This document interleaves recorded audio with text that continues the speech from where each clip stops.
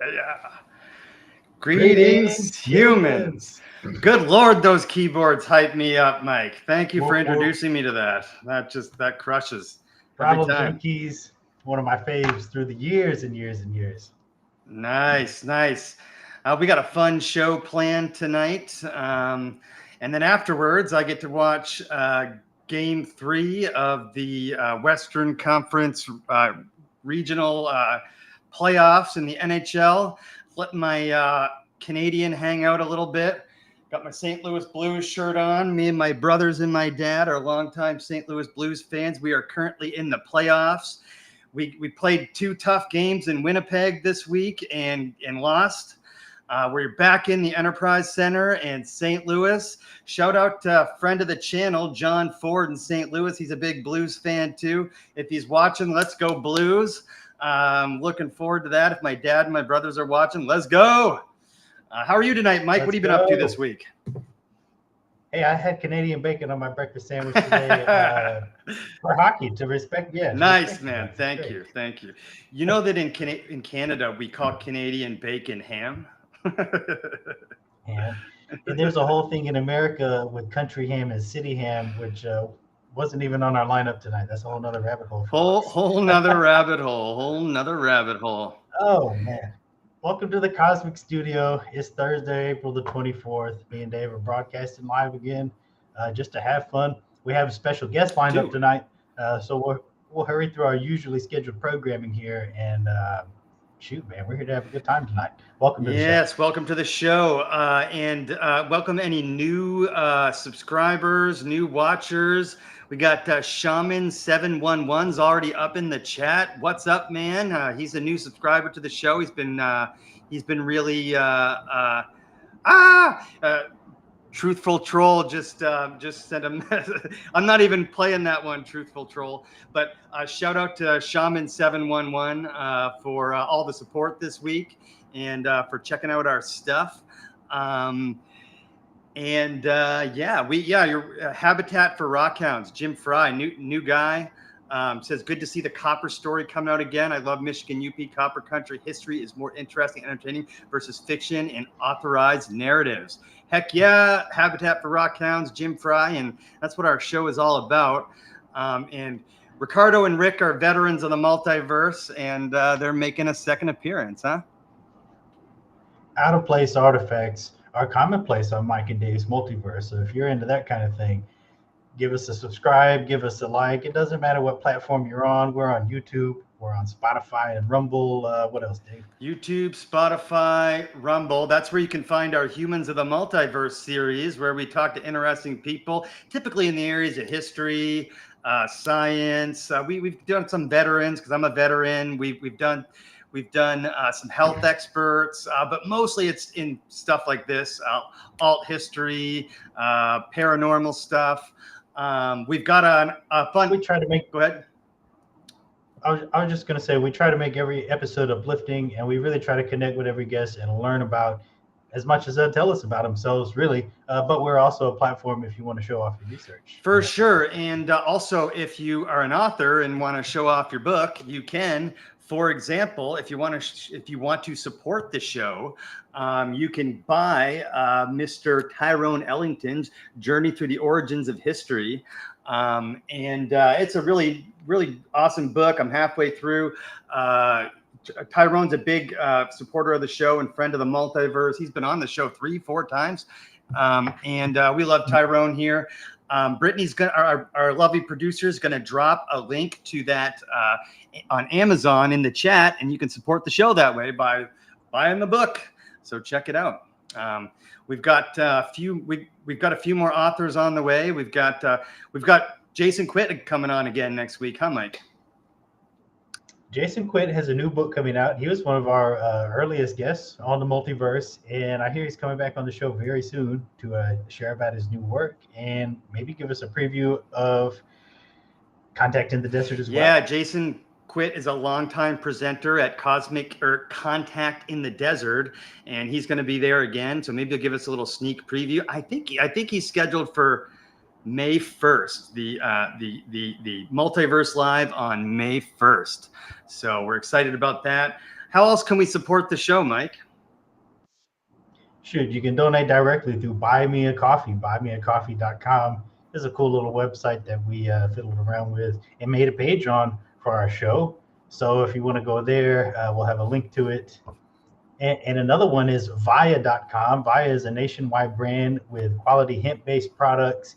And I was just thinking, if the lack of government disclosure has got you down lately, or maybe you emailed Lou Elizondo and he ghosted you for showing up on your podcast, roll yourself a compartmentalized spliff with Via.com products, quality hemp-based products, and you can use the link that we provide to help support our channel. Yeah, yes, sir. That's my attempt at a sponsor bit. We're practicing live. Via.com, legal shipping across all 50 states. Also, Mike and I are going to be, and this is crazy, I don't even know how the hell this happened, but we're going to be featured guests at Cosmic Summit this year in Greensboro, North Carolina, June 20th to 23rd. If you want your tickets and you want to support the show and you want to get 10% off, type in promo code Multiverse, all caps. Get yourself 10% off. There's a balling lineup of guests: Robert Shocks, Scott Wolter, Randall Carlson, who's going to be appearing on the show soon. Yes, we got to interview the Mr. Randall Carlson. That was pretty crazy. Turns out he lives somewhere in between me and Dave. He's kind of our neighbor. And if you were interested in going to the summit and you're in the Georgia area, Atlanta greater area, give us a shout and maybe we'll put together a carpool or something. Yeah, you can roll with us and Tyrone from Rebirth of the Word. Rebirth of the Word, that's Tyrone Ellington. Got a great channel. Check him out. Yeah. Oh, also at Cosmic Summit, the big news of Cosmic Summit is that they're going to have the research team from the Cafre Project there. These are the guys who made headlines all over the place with their controversial study about the crazy structures under the pyramid. I'm sure if you've got any questions for them, you might be able to ask them live in person at Cosmic Summit 2025, June 20th to 23rd. Use code Multiverse, all caps, for 10% off. It's not every day that the Italian remote sensing community makes news, but when they do, we cover it, as we have been for about a month now, and it turns out we'll get to meet them here very shortly. So join us. Shout out to Mom from Canada. This is my mom. She's the best mom in the world, and she is in Ontario, Canada, and she loves the multiverse. So what's up, Mom? What do we got first today, Mike? We got a little bit well, normally we do solar weather, right? We're not doing solar weather today. We got a little sun action, though. Let's do you got an interesting clip to show from The Simpsons. Let's roll it. Yeah, all right. So if you guys haven't caught it, there's been some news about the UK planning to dim the sun. And the first thing I thought of was, where is it? I actually hadn't heard about this until Dave told me yesterday. He said, hey, I'm planning to put this on the show today. And I was like, what? No way. We couldn't have made this up. The most prophetic show of all time.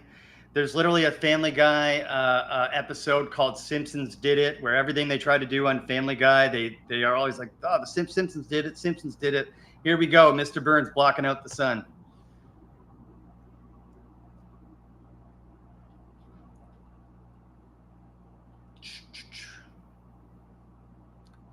Oh, it is on mute. Ah, sorry, guys. The old age home. Let's hear the audio. No, we're back. Yes.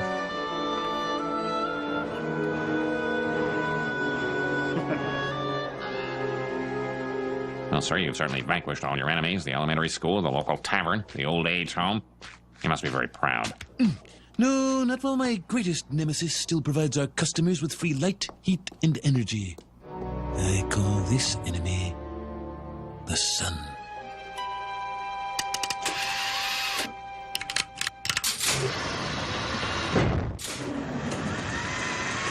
Since the beginning of time, man has yearned to destroy the sun. I will do the next best thing. Block it out.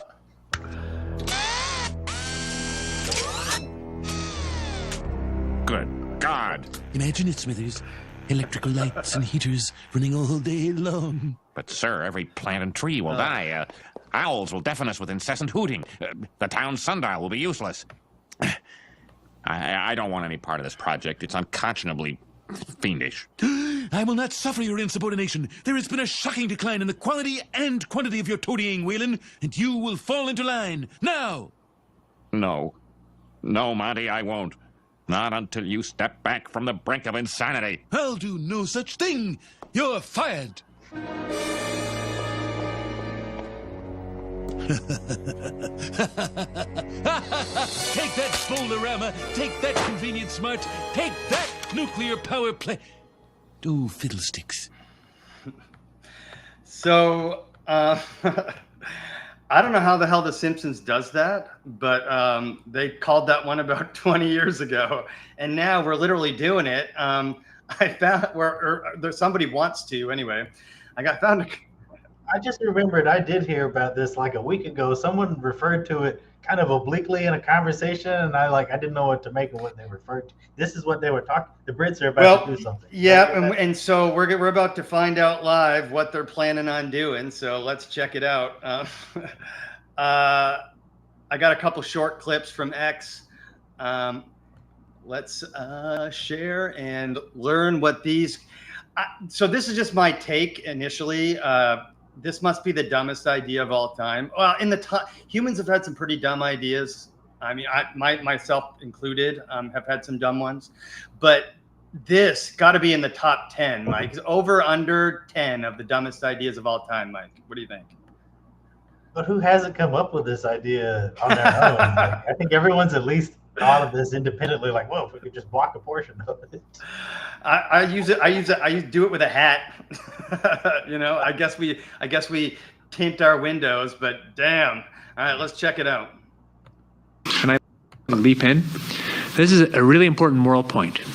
So if I made a decision, or if there was a collective decision to do a geoengineering program, and you put, say, the kind of program I think makes more sense to put about 1 million tons a year in, but let's say, you might end up killing many tens of thousands of people a year as a direct result of that decision.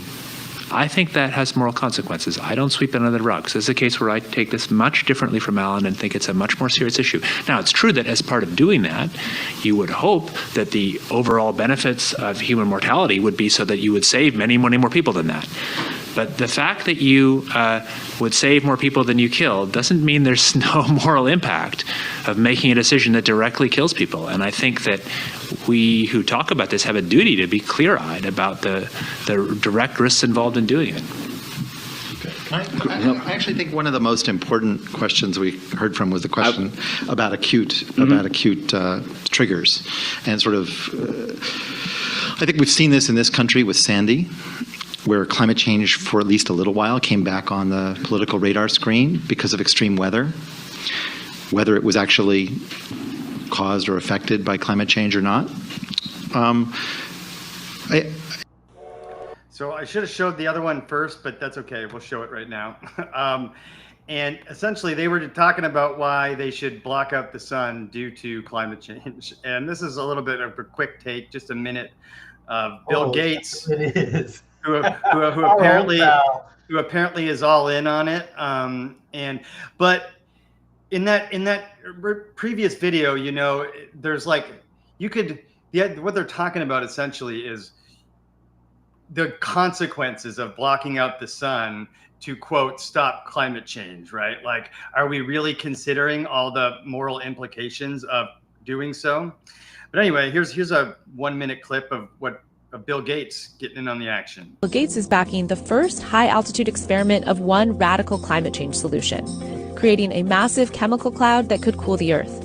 It's called solar geoengineering, and it's highly controversial. How long will it be that countries keep experiencing these climate impacts before someone gets desperate and says, hey, we need to cool the planet with solar geoengineering? It would look something like this. Thousands of planes would fly very high and use nozzles to inject millions of tons of light-reflecting particles into the stratosphere. It would create a thin chemical cloud of those particles around the whole planet, blocking some sunlight from reaching the surface. It would mimic a giant volcanic eruption, which we know cools the Earth. Bill Gates is backing. This is a ridiculous idea, in my opinion. What do you think, Mike? Wait a minute. Now, when are they going to try this out, though? They're trying it soon? Supposedly they're deciding on it very soon. They've got a whole plan. I'm loving all the new chat, the new guys in the chat. Jim Fry as well as Shaman 711. Sounds like the consensus in the chat's a bad idea. I actually had a tremendous picture. I was looking for this. It was on my old phone, but of a chemtrail that I took down up the street north from here in the neighborhood. It looked like the Red Hot Chili Peppers logo. It was a perfect 4-line asterisk. I was like, there's no way you just happen to have that many planes flying in that direction. Yeah, wild. Weather as a force multiplier. Owning the weather in 2025 was written by the military in 1996. What are we getting ourselves into, guys? What are we getting ourselves into? Shaman 711, Bill Gates backing experiments with the natural world that might possibly kill a bunch of folks.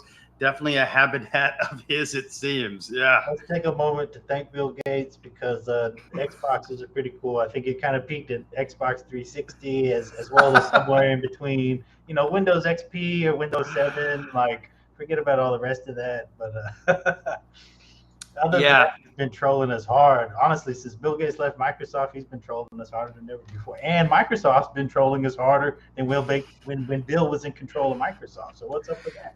I didn't know he was like a computer expert, a medical expert, and a climate expert. That's wild. Climate and agriculture. What a brilliant man. Since we know climate change is not the real reason, one may speculate on what the real reasons they are poisoning the sky. Yeah. We're laughing and joking about this, but people are pretty pissed off about this online, on X in particular. People are losing their shit because these are people making some crazy decisions for all of us under misleading principles. You know what I mean? Something that's been lingering in my periphery for actually a couple of months now. The state of Florida has recently passed or is passing legislation banning geoengineering strategies and techniques, like banning the practice of solar engineering or whatever, which, I mean, we all know what that's talking about. So, and I heard they're not the only state, so it makes you think about, like, they're actually passing laws about this stuff. Does that mean somebody was been doing it the whole time? I don't know. Well, according to Jim Fry, they wrote a book about it in 1996. There was a Y-Files episode about controlling weather as well, which kind of leads into our next quick little segment, huh? Operation Popeye. Is it solar time? I've been looking at the chat and not the notes. No worries, bro. No worries. Yeah, because we're talking about blocking it. Well, without putting an actual shade in front of the sun, we've had a black hole sun, like that old Soundgarden song. There's been another coronal hole facing the Earth. It's actually moving away from the Earth as we speak. But earlier this week, we saw enhanced solar wind due to the coronal hole facing us. See high-speed solar wind stream. And a couple of the channels that I watched on YouTube talk about linking that between, like, heart activity, people with heart issues. I don't know, just being more aware of it.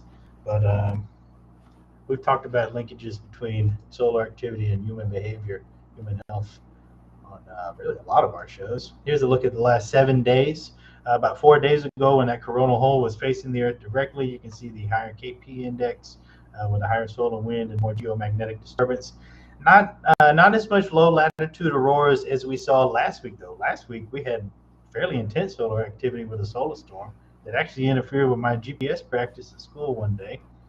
But, interesting. Yep. So, quiet for today. And that actually segues us to our next segment, the Y-Files. Is this one of your favorite channels on YouTube or what, Dave? It is my favorite channel on YouTube. I like binge out on it. I have it on the background when there's nothing else going on. I'm getting shit done. But I gotta say, AJ from the Y-Files, they switch stuff up. See how it says stripped? They've been doing basically no AI, no background, stock footage or pictures. And AJ's wearing a lot of makeup, which really freaks me out. Makeup scares me on women. It scares me even more on men. And it's been freaking me out. But this particular episode was a banger, so I loved it. What did you think of it, Mike? It was 100% on topic with the theme of our entire show, which is watching solar weather and solar wind every week. It talks about what might have interacted with the Earth in the past, what might have changed the past of the Earth with regards to the sun. And my favorite thing about the Wire Files, it is edutainment. He'll go a little bit into the deep end, and then he'll debunk everything that he can at the end. That's what makes it one of the most entertaining channels on YouTube. And you mentioned the stripped episode format. These episodes used to be 40 minutes to an hour long. Now they're coming in at 20 minutes. He used to do a lot of like voiceovers and entertainment. And I think they're going to do that like once a month still. So I'm looking forward to both styles of videos. Yeah, it's going to be good. And guys, if you haven't, if you're into things like Lost Ancient History, the paranormal, time travel, like weather manipulation, this is probably one of the most well-produced channels on YouTube. AJ was a professional voice actor and radio host for a long time. They put a lot of effort into this show. And like Mike said, they go right into all the conspiracy theory of everything, and then they debunk what can be debunked, and then they let what be debunked kind of sit with you for the rest of the day. And it's an outstanding show. Can you go back up a little bit, actually? Sorry, right there, humans versus superhumans when monsters were real and we almost went extinct. That episode is absolutely terrifying, so that's a good way to start. Jim Fry says, when I was young, the sun was yellow. Now the sun is white and blue and way more intense. Something is changing. Scarlett says she loves the Y-Files. Yeah, I wonder, Jim, if the sun changing has something to do with the magnetic pole shift. Mike and I are hoping to meet somebody at Cosmic Summit from the Comet Research Group that knows about the pole shifts. And we want to get somebody on the show to teach us about the Earth's geomagnetic field and pole shift and how it's changing, and go over the science with us. If you guys know somebody who's into that, let us know. Habitat for, he says, makeup scares me on women, even more on men. Yeah, that was me. I thought he was saying comedy gold was something that Hecklefish did, but yeah, it's terrifying, man. I've been scared of makeup since I was a kid, so I don't know what to tell you guys. Yeah, so my mom just checked into the show. Dave, you said you had the best mom earlier, but I think my mom's the best too. Welcome to the show. Thanks for yours joining. can be the best in the US and mine will be the best in Canada. How about that? Right on. Very cool. And actually, that's probably a good transition into the Comet Research Group. What do you think? Yep, I'm gonna go ahead and stop sharing. So I usually do a segment on asteroids. In the room, Rick. We'll go on for 5 more minutes. So I'm gonna skip those other YouTube channels. Yep, we see you in the room, Rick. We're waiting on Ricardo. We'll let you in probably about 6:30, 6:35. And for those of you guys who are here for Rick and Ricardo and their research, don't worry, we're almost done goofing around. We have an entire segment that this show is devoted to, and sorry, yeah. Yeah, let's go. But I usually do a segment on comets, asteroids, these what I call our cosmic neighborhood. I didn't invent that term, but I use it all the time. And I don't have a full-on segment today. I just wanted to shout out the Comet Research Group. These guys are tracking as many of the comets and other objects in our cosmic neighborhood as they can. They are in partner with Graham Hancock, who talks about them all the time. There's 63 scientists from 55 universities in 16 countries. They're experts on the Younger Dryas impact theory, which is what, Mike? The Younger Dryas impact theories. Let's step back for a moment. The Younger Dryas period, we've covered it on the show several times. At the end of the last ice age, there's no controversy that this was a tumultuous time for planet Earth. Things were changing rapidly, way more rapidly than the climate change you're seeing today, as far as ocean levels, as far as temperatures back and forth. And we know that humans were alive and well. We were alive and living at these times. So what caused these events? Now, one of the leading theories as to what caused this tumultuous series of events was comet impacts, a series of impacts, airbursts on planet Earth. That's what the Comet Research Group specializes in. Mm-hmm. And they've got a bunch of educational material online right here is a Younger Dryas impact overview with a bunch of slides and stuff like that. So if you want to learn more about this isn't fear mongering, guys. Some people would call it that, but I think it's just common sense to be aware of like the things in our cosmic neighborhood, things that we may interact with. We're on a giant floating rock hurling through space, and we're interacting with the stuff around it all the time. We're interacting with comets and asteroids and sun and solar weather and everything. Literally, everything's all connected. The gravitational pull of everything is pulling everything else, and you should be aware of it. That's all. And I wanted to mention that we have a Mr. Mark Young coming on the show for an episode of Cosmic Monday, and we're excited about that. So look forward to Mark Young from the Comet Research Group coming on the show. Speaking of Cosmic Monday, we hope everybody saw the cool trailer that we dropped this weekend, and the first episode that we dropped, which was a compacted version of our live interview with George Howard, which talks about Cosmic Summit. And next week, we'll be featuring Mr. Brian Corey Dobbs. Do you have a quick short? Maybe you want to play a bit? I do have a quick short of his, and he was a fun interview, a really interesting guy. I'm looking forward to meeting him in real life at the Cosmic Summit. He's going to be a featured guest there as well, and this is his documentary. He directed the documentary Blue Planet Red. Let's check it out. Oh, wrong one. That always does that to me for some reason. There we go. And it was a real photograph. Mm-hmm. But I accepted the conventional explanation it was just so happened to look like a face on Mars, and of course that still could be the case, but I've got evidence to suggest that it's not just a natural landform, and it's not me who has the evidence. It's the work of much more qualified people who offer quantitative scientific analysis published in research papers. So I'm like, oh man, there's something else going on here with Mars. This is interesting. And then I'm like, gosh, I was thinking, why hasn't anybody made a documentary about this? And I'm like, okay, well, I'm thinking about this. And then I came across the work of another gentleman by the name of Dr. John Brandenburg. And I read his book, and we can get into it later. But after I read his book, I stayed up for about 3 nights because I couldn't sleep, because what I learned in that book was terrifying.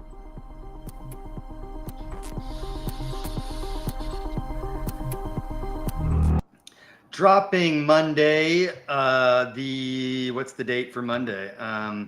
Monday the 28th at 6 p.m. on Mike and Dave's Multiverse is episode 2 of Cosmic Monday. We put together this show. We're interviewing people, friends, guests, special speakers and whatnot of Cosmic Summit to generate some excitement for the event.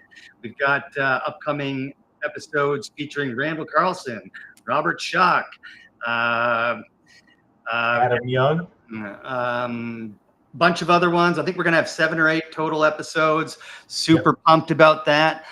Before we let the guys in the room, did we lose Rick? We lost Rick. Rick stepped back out. He said he was having an audio issue, and we've not seen Ricardo yet.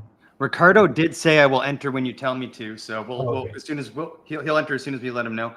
I did want to, before we start letting the fellas in, quick shout outs. We have in the little shout out section, we did a few of these earlier, but I think we could rapid fire through a few of these. Is that what you want to do? Yeah, let's. I wanted to show the Cosmic Librarian short and do some shout outs. So let's do some shout outs first, then Cosmic Librarian short, then we'll let the fellas in. Sound good? I wanted to say thanks to Pat Breeze for commenting towards the end of when I was asking Dave about climate change for my class discussion. You noted that climate change has been happening since the Big Bang, and it hasn't stopped since. And that was the end of my little write-up of the assignment, so I appreciate that. Shout out to the 3D printing granddad, Larry. Thanks for watching our show if you're watching. Thanks to my friend Mario for watching the show, as well as my new friend John. Mario introduced me to John. John's an astrophysicist who I really hope will come on the show and speak with us very soon. That's who I have for shout outs. Thanks. My shout outs are to our biggest fan, Miss Scarlett in California. She's actually from Georgia, but lives in California. Hopefully she's going to be coming to contact in the desert with her son. Also big shout out to Occam's Razor for hooking us up with all kinds of great guests. He's a veteran of the show as well. He's a big part of this research that Rick is going to be talking to us about. And so big shout out to Mr. Occam's Razor, Chris Finnefrock. Shout out to RN Voigt, who I'm going to show a video of leading into bringing the fellas in. Shout out to Shaman711. Don't know your real name, bro, but thank you so much for all your support. Thank you for being a new subscriber, as well as shout out to Steve Wilbur. I don't know if I just posted this, but Steve Wilbur's Mike and I keep bouncing that back and forth. Sorry, Steve Wilbur's hands off. You're good. Steve Wilbur's the man. We love Steve here in the multiverse. He's a big part of Institute for Natural Philosophy, and hey, we got some paperwork to fill out for him, don't we? Hey, we sure do. In fact, we did get your email, Steve, and we're ready to be volunteers for your organization. So we're going to be filling that out shortly and be getting back to you shortly in the near future. Yes. Been a little bit busy the last week or two. Can I say this real quick? Thanks for being in the chat, Myron Dial. One of our best episodes, I think we did on humans. And that face on Mars in the clip was an AI generated little face. That was not the original face on Mars from the NASA images. That was a slick looking face, but that was AI generated to help make the short clip. Also, I wanted to say that Brian Corey Dobbs doesn't necessarily believe in the face on Mars. It's just kind of what sparked his curiosity about anomalies on the planet. And that's all it takes. You got to find something that catches and intrigues you, to make it. Yep. Ricardo, you can enter here. I'm going to let you guys in a few minutes if you want to just be on standby. Shout out to Jason Quitt coming on the show next week on the live stream. Shout out to Adam Butler coming on the show the following week. He wrote the field guide to DMT. The book's over there. I don't have time to get up and go get it. Arm's reach. Thanks, Adam. Adam has a really uplifting story, and he's really trying to help people out. You look at his channel, which we feature clips from it. He's trying to help people out. It's great. Yep. And then just before we let the guys in, tomorrow we've got an episode of Humans of the Multiverse featuring Darlene, the cosmic librarian.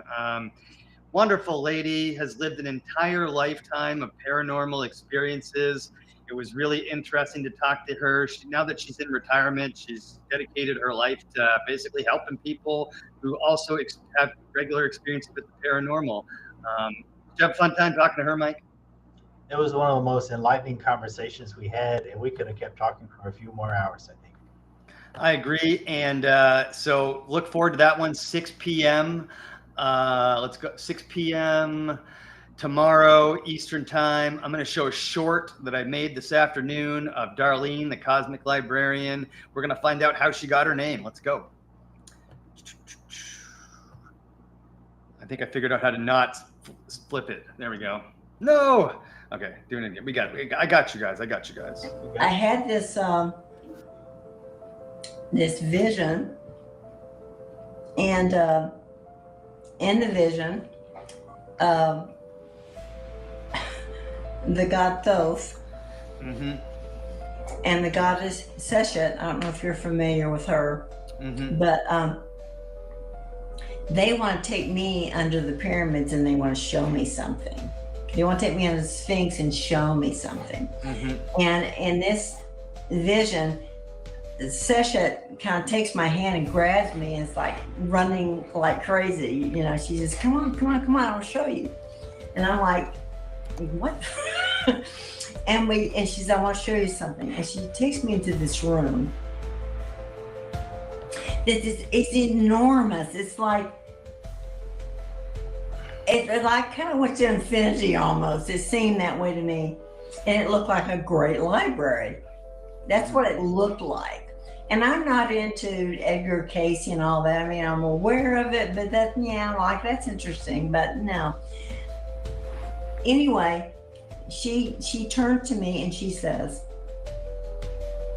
this is a place for you.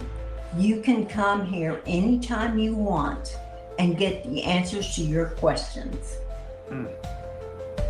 And I was given the name of Cosmic Librarian that day. And she's an inspirational lady, recovered from a stroke like a boss, and we just love the heck out of her here in the multiverse. I hope she's watching. And check out that episode. Drops tomorrow at 6 p.m. Eastern. Hope you're doing well, Darlene. You ready to bring Rick and Ricardo onto the show?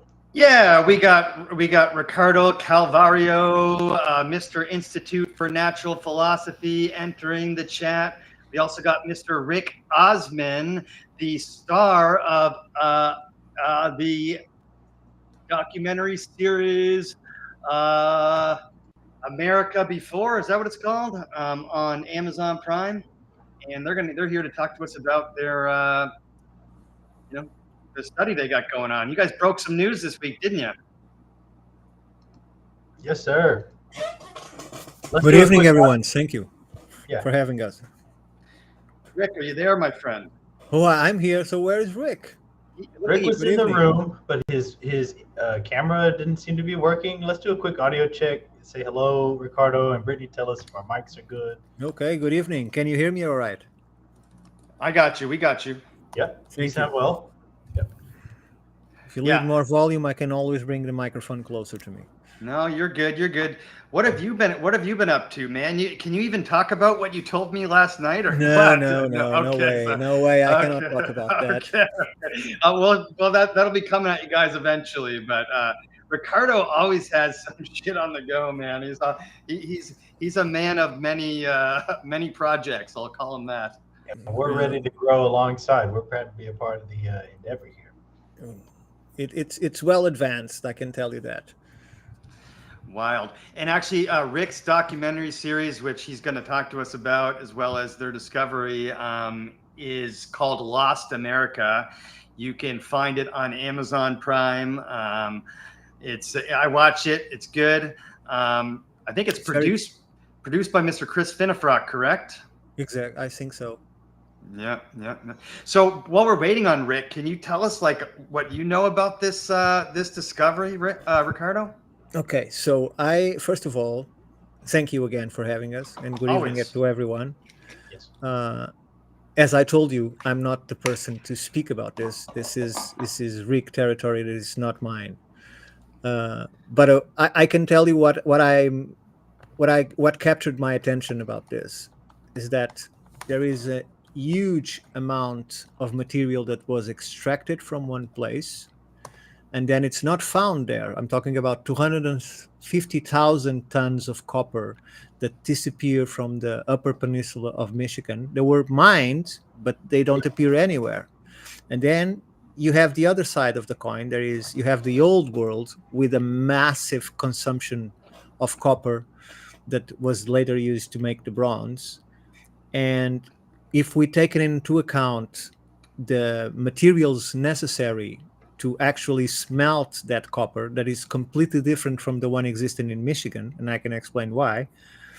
The materials necessary just to smelt that copper would eradicate, for instance, all the forests. There wouldn't be any trees enough to smelt all that copper. Mm-hmm. So it means that the copper of the old world, at least part of it, isn't accounted for. So where did it came from? How it is that so much exists and so much is found and so much is learned to have been traded and transported from place to place within the Mediterranean, and there is no justification on how to support all of that copper. So the other aspect is the purity of the copper, which in Michigan can get to 99.9%, and it's a type of copper that doesn't need smelting. You can hammer it directly because of its purity, which means it doesn't need all of those trees to produce the heat necessary to smelt that copper. So it's already 0.1% of impurities. It's as good as it can get, because if you smelt it, and I hope I'm not saying something stupid, even by smelting the old copper world, you cannot go beyond the 99.3%, I think.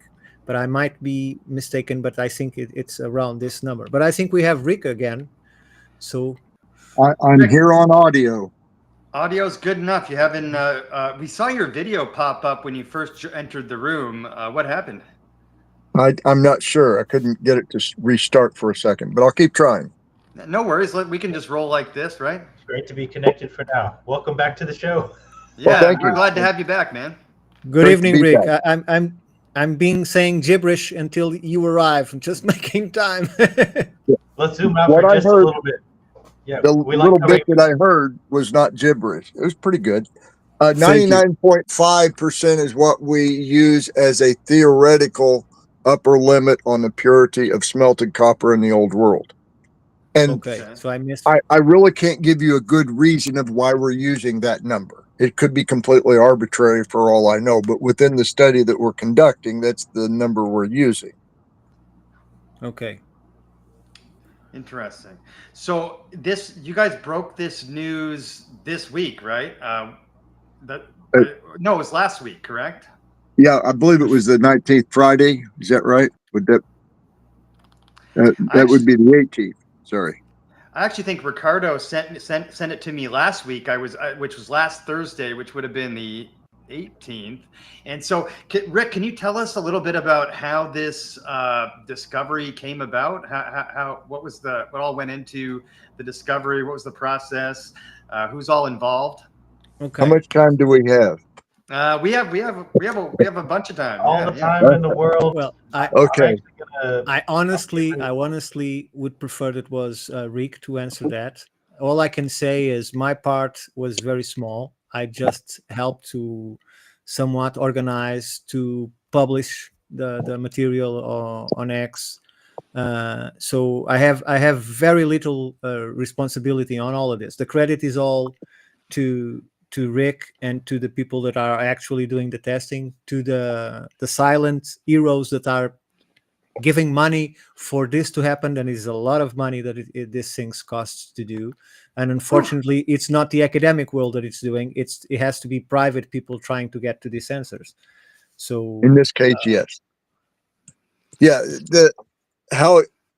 If I'm looking at it from my viewpoint, I came to know a gentleman by the name of Fred K. Reedholm back in, I believe it was 2007, I'm sorry, when I first met Fred. And Fred had at that time already been researching this subject for some 65 years. Whoa, that's a lifetime. Yes. And he grew up in Marquette, Michigan, 3-term mayor of Marquette, Michigan, served in the Navy in World War II. As a boy before World War II, he was employed as a guide and a handyman at a couple of the, I'll call them resorts along the Lake Superior shoreline. And people that he knew personally were people like Henry Ford, Edison, Goodyear, these guys. He knew them. He knew their wives. And the day he died, he was still carrying a wallet that Henry Ford had given him as a Christmas present. But he knew that coastline or that shoreline like nobody else on this planet. And he also knew that there was a whole bunch of copper missing from the Keweenaw Peninsula and Isle Royale. And he documented everything he could find. And he published a book called Michigan Copper, The Untold Story.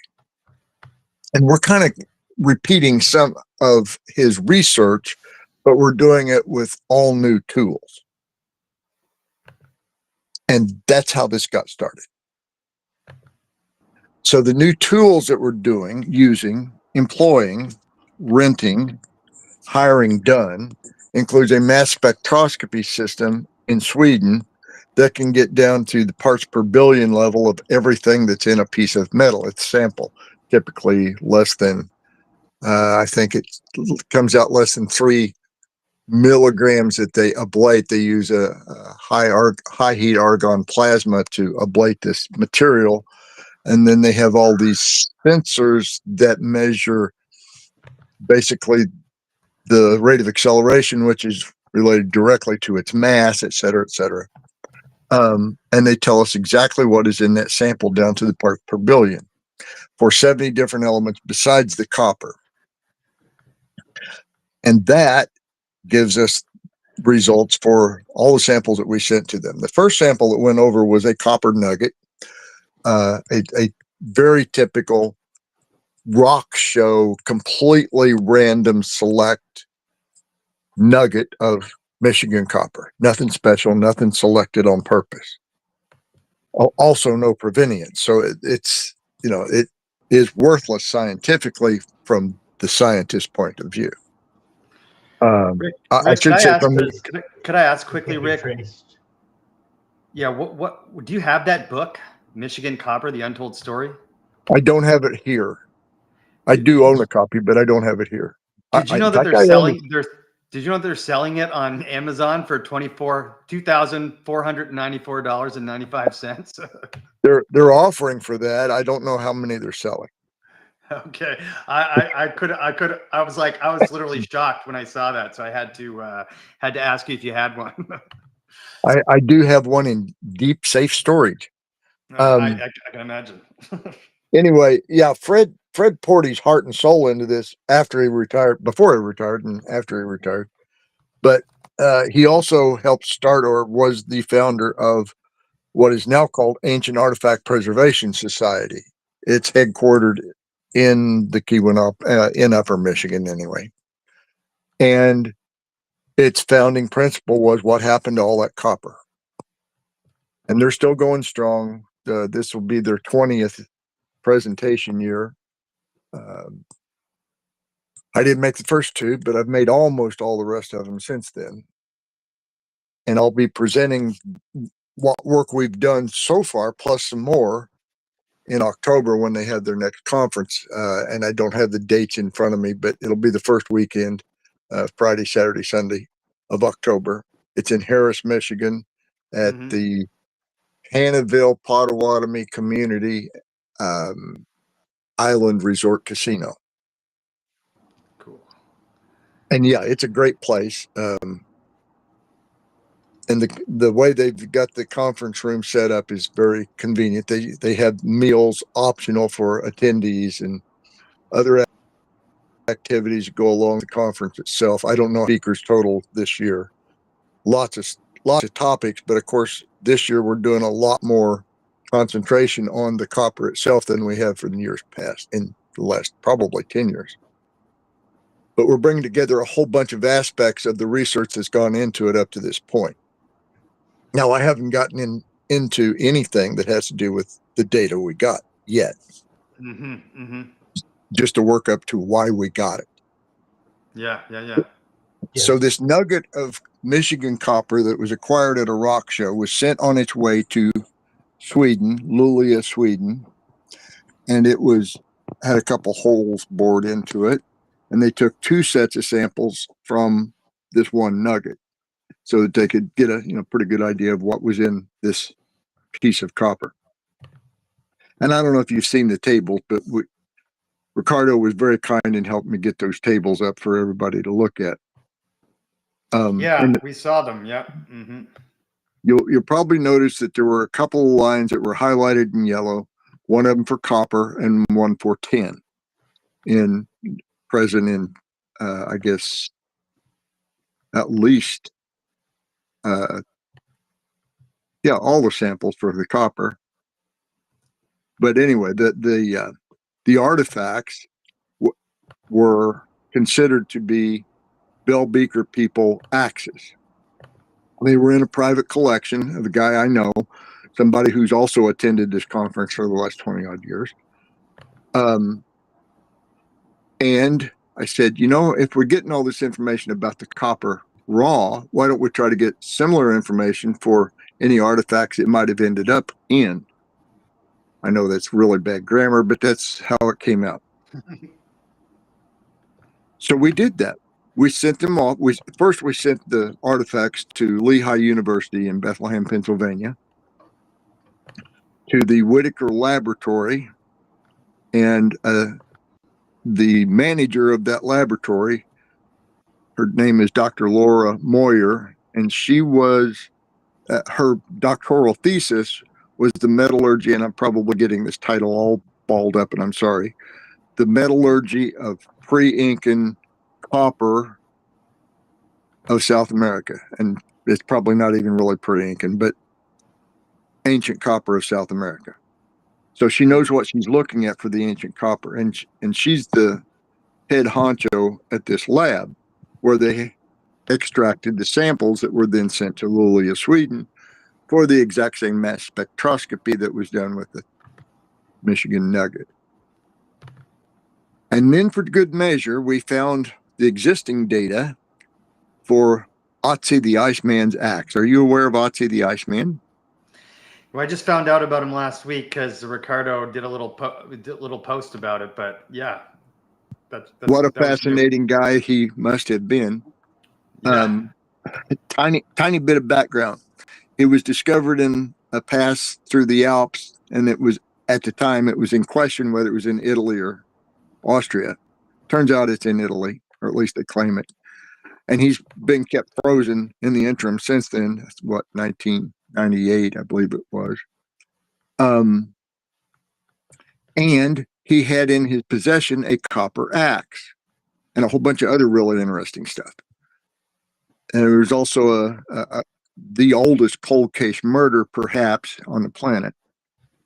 Regardless of that, the axe is the focus of this. And the axe, if you had a photograph of just the axe head, not with the handle, it would look almost exactly like the pieces of Bell Beaker axes that we sent to Luleå, Sweden.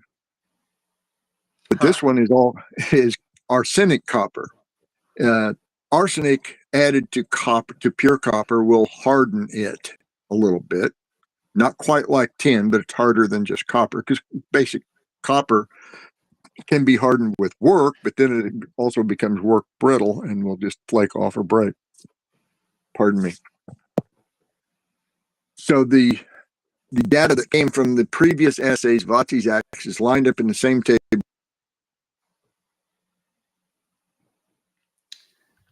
Losing Rick a little bit. Having a little bit of audio issue. Rick, you there? Yeah, I'm here. So we lost him completely? Well, it looks like he might be frozen. It'll totally kick him out. He's not even in the. No, he's here. He's still in our. Hi. Okay, there he is. We can hear you again. Yep. What was the last thing he said? I was talking about. Say? Yeah, we put all the tables together with Otzi's axe. Got it. Yep. So the copper component of Otzi's axe, when you subtract the arsenic and the lead, you end up with a pretty close an analog to the Michigan copper. But why did they put the arsenic and the lead into their copper? Well, that was to make it harder. And not like tin, but it would be harder than just copper. The lead is added to make the whole mix melt at a lower temperature, called phasing, and it does work. Same reason they use it for solder, etc. So if Otzi's axe was pure copper before he started adding all this stuff, then we start looking at, could it have been Michigan copper? And there are certain things we would look at. One of those would be the ratio of isotope copper 63 to copper 65. Unfortunately, we don't have that data on Otzi's axe yet. That's on my big wish list.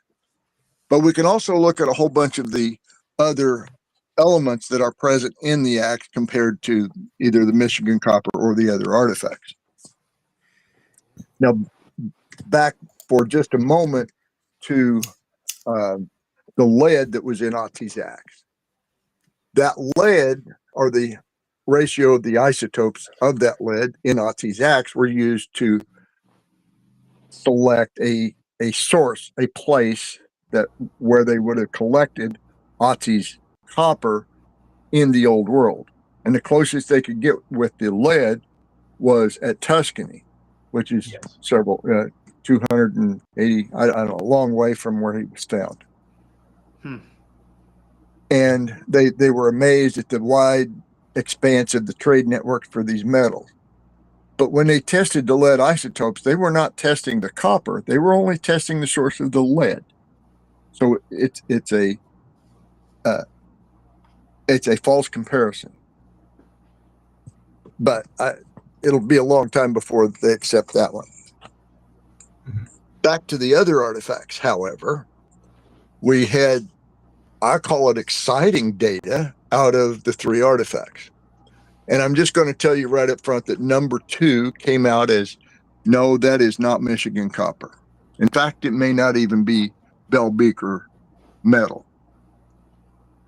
Which But is the all other right. 2, That tells you that the testing is discerning. You're discerning between which pieces match and which pieces don't, and you're able to throw out parts, or at least you know that that data is not from the same set in that case. right. And the number 1, what we call JWC, which is the I'll call him the donors designation, plus Bell Beaker people, BBP, and then 1, 2, and 3, because that's what we thought they were. We thought they were all Bell Beaker. Number 1 is a very high quality bronze mix, near perfect mix of copper and tin. You can look in that table and you can see that the other elements, the other inclusions, the other, I'll call it dirt, is almost non-existent. You look at these numbers and say, oh, it's 52,000, whatever. That's parts per billion. That's, when you take it up to parts per million, it's nothing. Yep. It's 52 parts per million. That doesn't sound near as much, does it? But it's exactly the same. So when you look at these in these perspectives of how these numbers actually relate, it is a really good chance that object number 1 is made from Michigan copper. We don't know where the tin came from. We're not working on that yet. Object number 3, 100% chance is Michigan copper.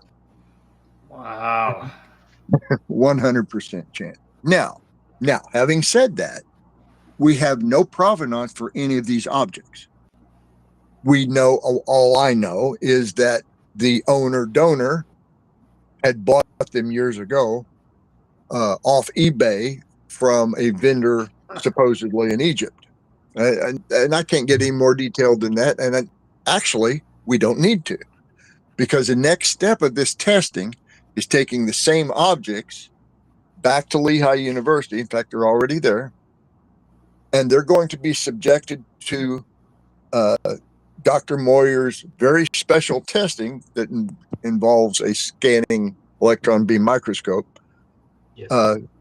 So she knows, I don't know, but she knows how to tell the difference between new bronze, new copper, and old copper.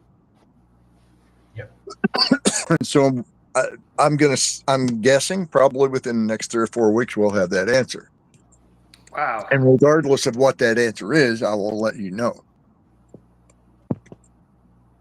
If it comes back old copper, old metal, then we're off and running.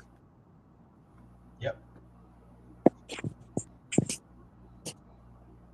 If it comes back new metal, then, well, we take another tack. But if it is genuine, if it really is that simple, then that is the latchkey question.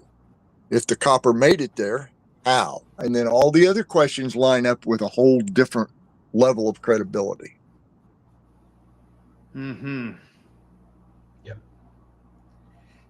Wow. So just to clarify things from a 10,000 foot level, we know that the Vikings were here long before Columbus, and by long I mean a few hundred years, several hundred years. That's not even controversial anymore.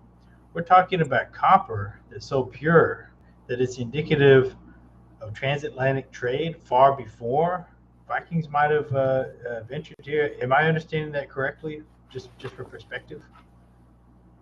Yes, but long before, very long before the Vikings, Norse.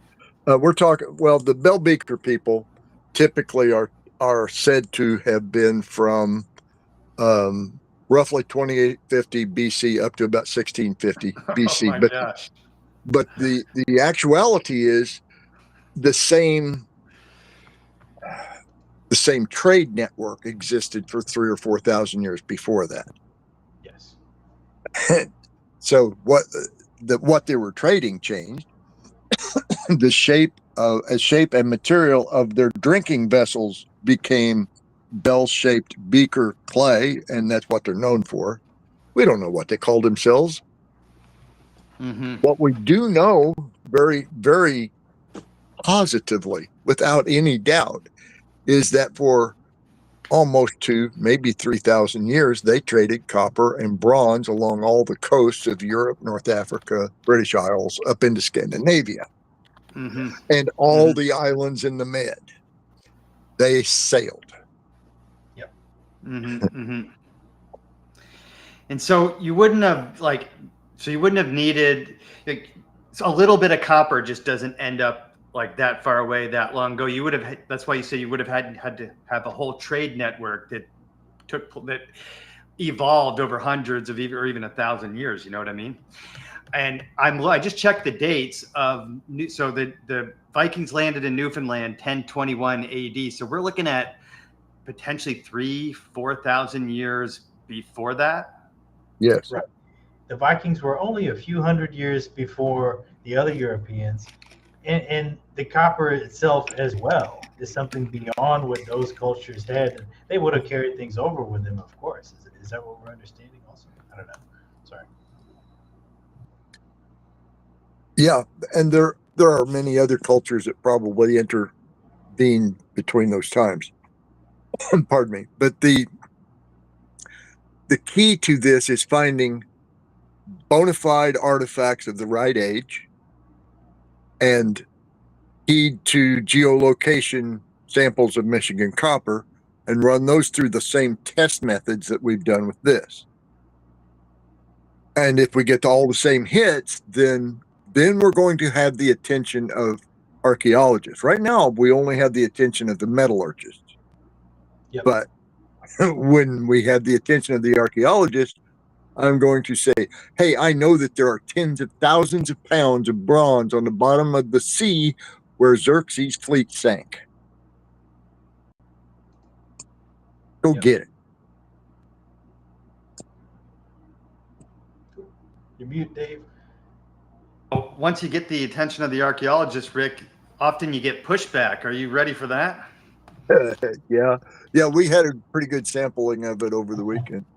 Oh yeah, can you tell us about that? Yeah. Ricardo could tell you more of the facts and details than I can, but I was busy answering stuff all week. How much of that do you want to share, Ricardo? Well, let's just say that there are some people very much invested in killing the story even before it has the right to be born. So this is all in his testing. We were a little bit over enthusiastic in our first press release. We already corrected that with a rectification post that I made, the one that you are showing now. We took the advice of some of those people, some of those academics, to make it more scientific, because it will help with credibility in the future if this comes to be revealed as actual Michigan copper and old. So there was a lot of backlash, but it's still from a very concentrated number of people that invest their time 24/7 to do this. So I even wonder if these people actually work as academics as they say, or teachers or whatever, because they are 24/7 answering questions and they have the answer right on tip of their mouth to refute whatever is being said, even if it is a bad refute, but they have some argument to use. And when they don't, they just say that's not scientific, or that's not academic, or that didn't follow this or that protocol. But the evidence is still there, and this is just testing. They never understood that we are just testing. We are not concluding anything. We are hoping for the testing to give us those conclusions. So exactly, and the- as Rick just mentioned, there will be transparency, and if the conclusion is not what you expected, that will be communicated clearly. It's no big exactly. deal. And there's one good thing. This is being done by independent people, because if this was being done by academics, the results would be what those academics wanted to be because of the draw effect. So they would only reveal the material that they wish to for us to know, and we wouldn't have any press releases. We wouldn't know that this was happening until they decided it was time for us to know that it was happening. And if it was a fluke, probably we didn't even know that someone tried to test these things. I just wanted to add that this is important, although it's far from your question. Is the post that you just showed Oh, let me pull it back up. Showed that there is no dispute in transatlantic traveling, at least from the Neolithic, because there are dolmens, there are artwork, there are megalithic calendars inside of caves. In the Azores, that is in the middle of the Pacific, of the Atlantic, Ocean. So there is no doubt that someone all those thousands of years back was traveling far and wide into the Atlantic. Mm-hmm. So you lower the ocean floor a little bit, you raise the ocean floor a little bit, you have a lot more islands. You go back to the descriptions of Sonsis of Sais, to Solon the Elder, and saying that there was many islands from this side of the continent, so from the pillars of Hercules to the other land on the other side, that was the Americas. So, and then I'm not even talking about Atlantis. I'm just talking about the description of what would be found if we go beyond the pillars of Hercules. So, and we find this in the Azores. And if you go and check the maritime currents, you'll see that ships would normally go south of these islands and would come back north of these islands, Mm-hmm. because the currents would help them to do so.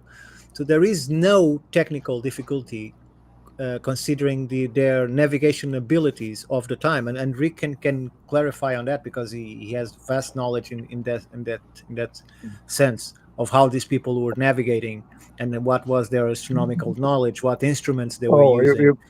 The instruments didn't have to be complicated at all. In fact, if you had, let me back up just a moment. Almost any of the ancient shipwrecks past 1,000 years AD had on them a chain, a gold chain, and that continued even up into the Spanish armadas. And this gold chain had links that matched the diameter of the moon when that chain is held at arm's length. Why did they have that? Well, they had a method of navigation called the method of lunar diameters. And you could use the number of lunar diameters from a fixed star to gauge your longitude. And of course, latitude was a lot easier.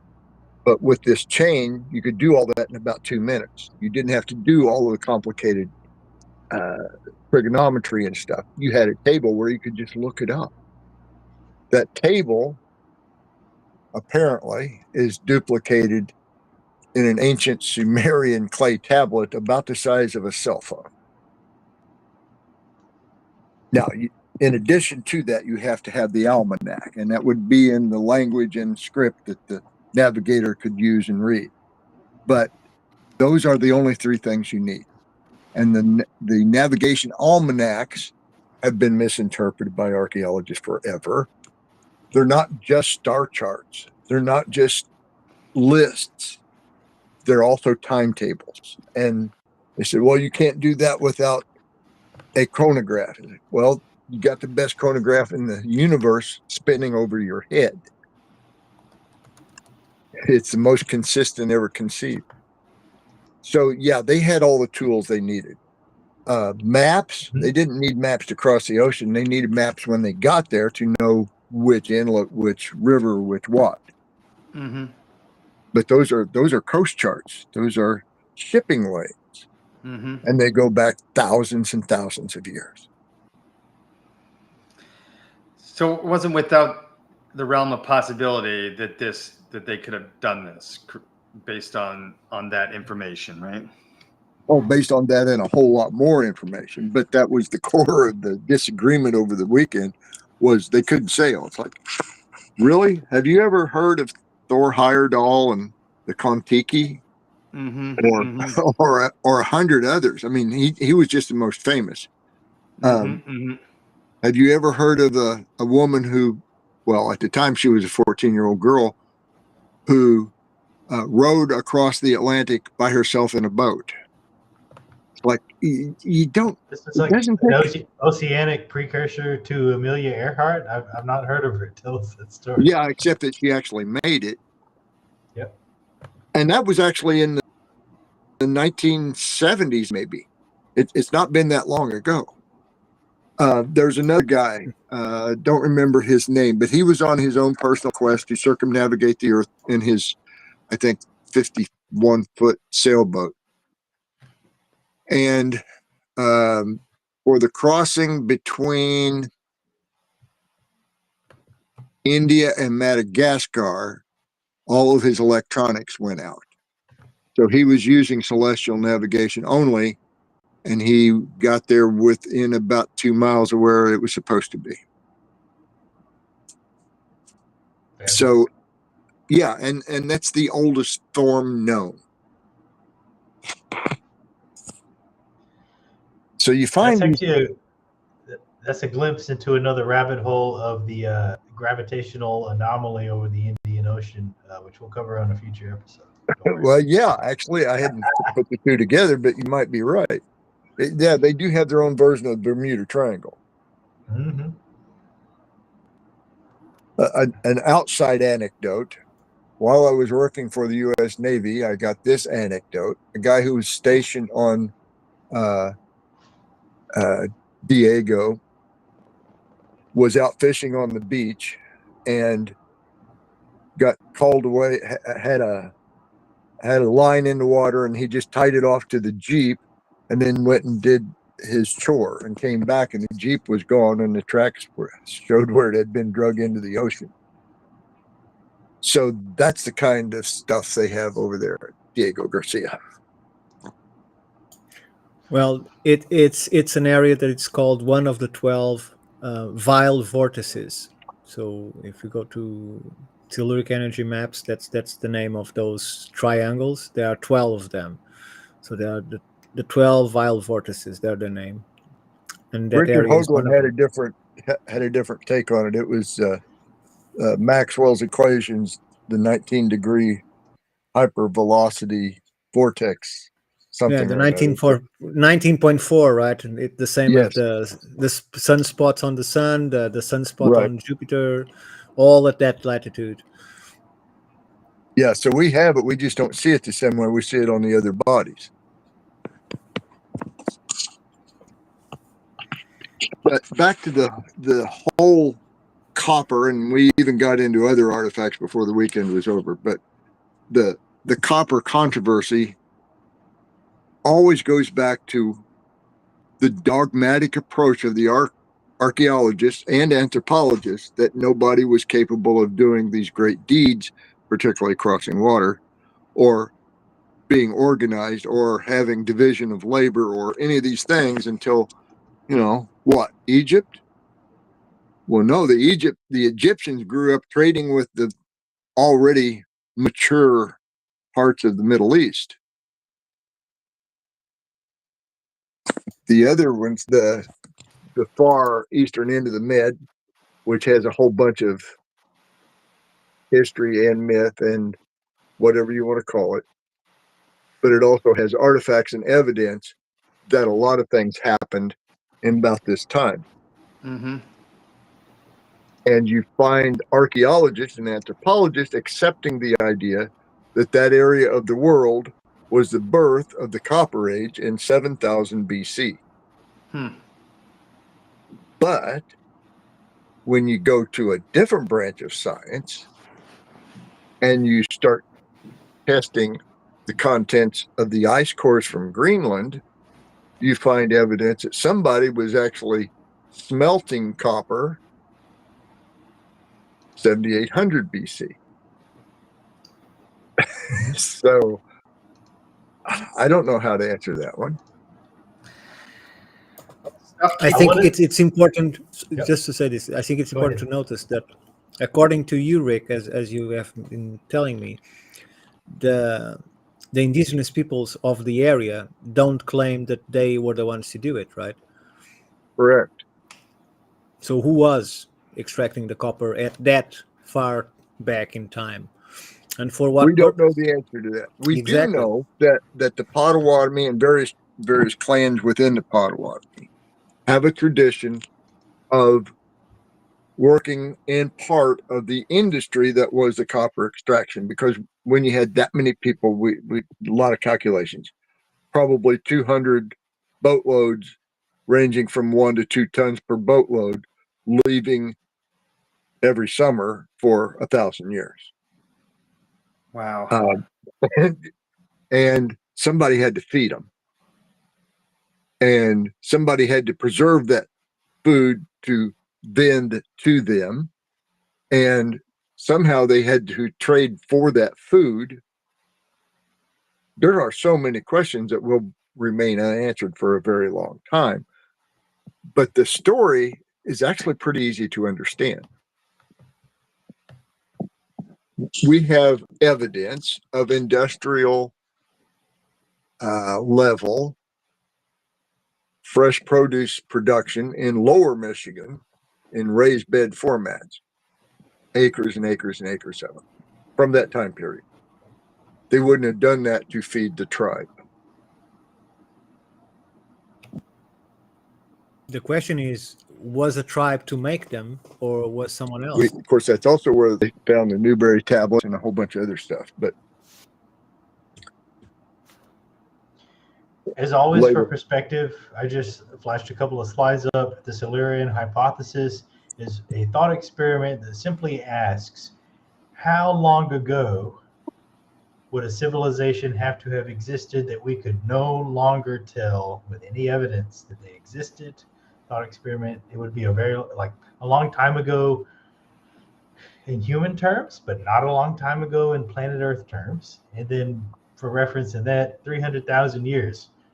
Anatomically, modern humans have been around for about 300,000 years, according to this. So just for perspective and the context of what we're talking about. If things were going on a long time ago, we only have indirect ways of measuring that. We can't prove repeatably how people were doing things, and even that they did exact things. We're trying to make inferences about the remote past, which is the most fascinating part of science. Let's go for it. Yeah, Sorry, but I seriously disagree with that. With those 300,000 years. Yeah. Seriously disagree with that. That was a quick search to generate. No. I know that number has been put forward. The problem is that number has been put forward by the same people that doesn't recognize anything that is changing history, because they put that number in such a way that we cannot say, okay, there have been people back then.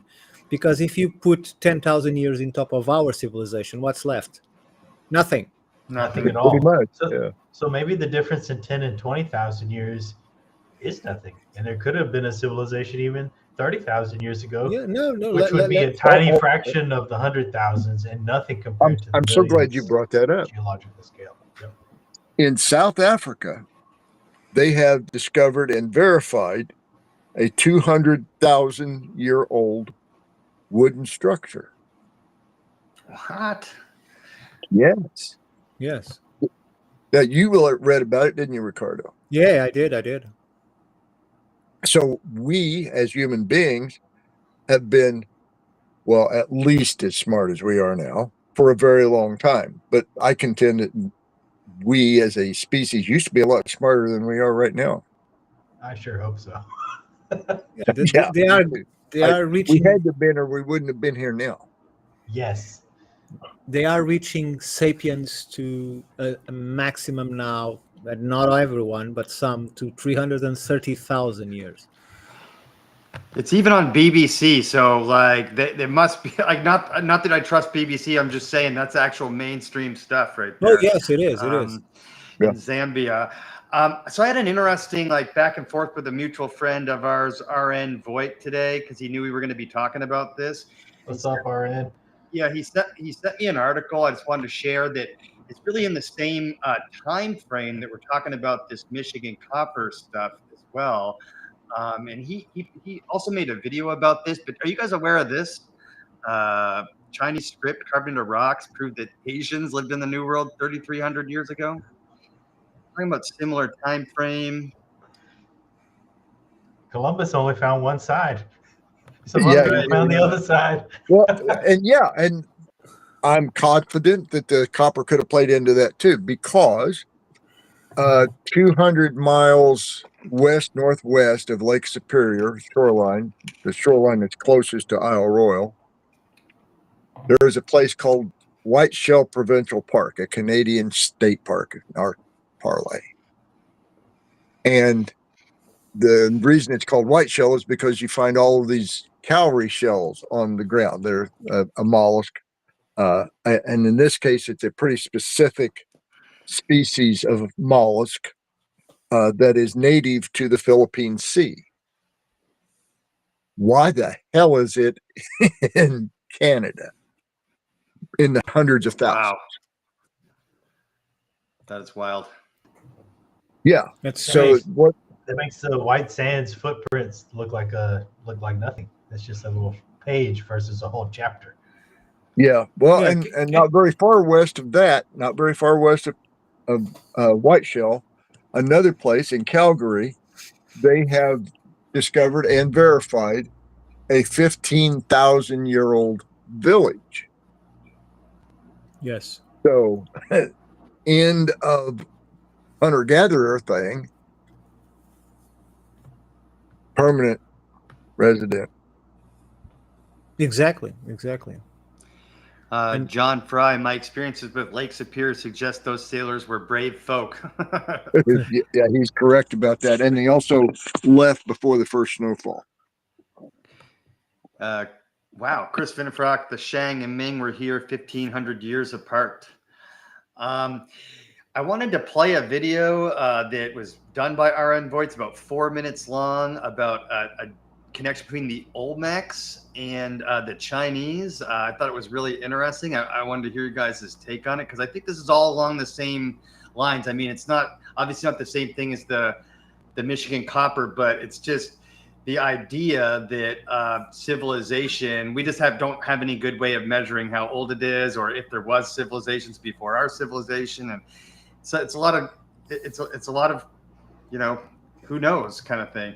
But I just wanted to play this if you guys don't mind for 4 minutes. Shout out Mr. RN Voigt because I promised him I'd play this tonight. Let's check it out. This is a dot connecting type of show, so anytime we can connect our widely varied interests together, that's kind of the whole point. Let's do it. So here we go, RN Voigt.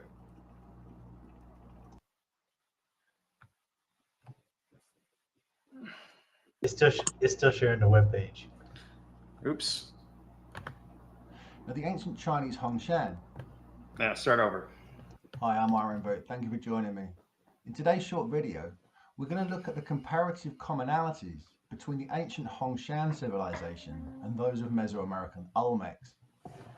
Now, the ancient Chinese Hongshan are a prehistoric culture that rose to prominence in the far north of China around 4,000 to 3,000 years before the Common Era. Current archaeological evidence suggests a highly likely link to the eastern coastal counterculture of the Liangzhu via numerous exquisitely carved jade artifacts, which wouldn't look out of place amongst the treasures of the Mesoamerican Olmecs. And with good reason too. Very little is actually known about the Olmecs, who are usually typified of rising to notability in and around Veracruz, Mexico, some 1,500 to 400 years before the Common Era. It is, however, understood that this pre-Columbian society may have indeed flourished at least 1,000 years earlier than thought, dating to around 2,500 years before the Common Era. With this in mind, it becomes a little more feasible that contact may have been made between these otherwise disconnected ancient cultures that were separated by the vastness of the Pacific Ocean.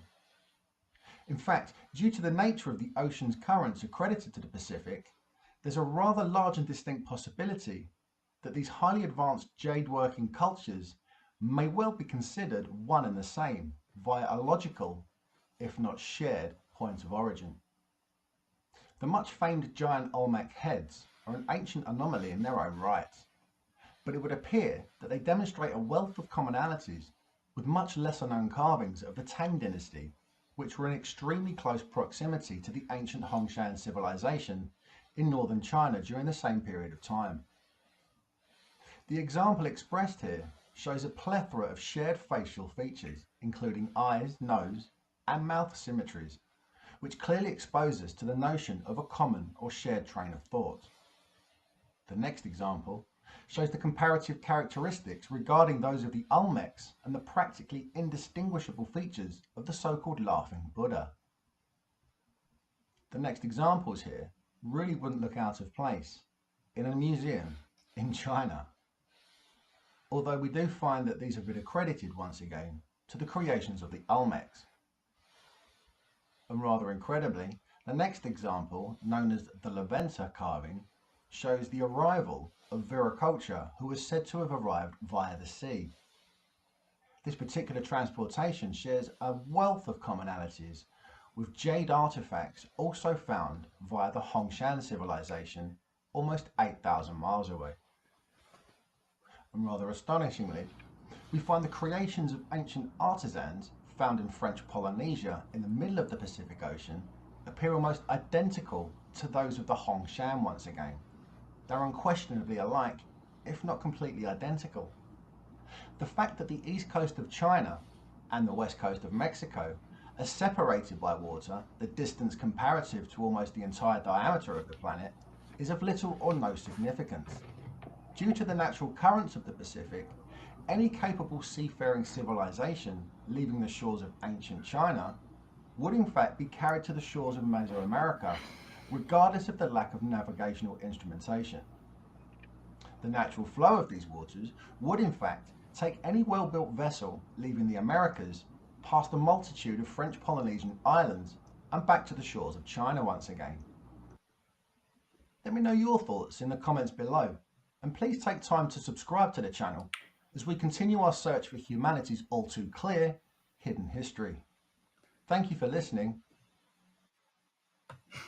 Shout out to Mr. RN Voigt, but I'm seeing a similar pattern there as what you were mentioning about the. I mean, that's the same story, just the other side of the other ocean, right? It's very, very similar. Yeah. Now I have to jump in and say the most famous Olmec head to me looks very Samoan, but hey, that's just me. Yeah, agreed. I just mentioned just similarly his comparison to the possibility of using the currents to for transatlantic travel and trade. Yeah, absolutely. And you know, the time frame is very similar too, right? Yes. I think. And another thing I would mention about the Olmec is that they had a number of technologies that for which they're not recognized enough. They used mirrors in such a way that they could concentrate sunlight to make fire. They also had flat mirrors that they could use to communicate across distances. Their entire artwork, everything is just phenomenal. Technologies that they obviously had and used are under appreciated. Sure, and I would add that to the likeness of the Izapa, that some say merged then to the remember what is the tribe we're talking about here? The people, the Olmec. The Olmec. Sorry. So the Izapa and the Olmecs are very well similar, although in different times, or one merged into the other, or something like it. But the point that I wanted to make is, it would be interesting, because I don't think this has been tested in Asia, is that both the the Olmecs and the Zappa created magnetic artifacts.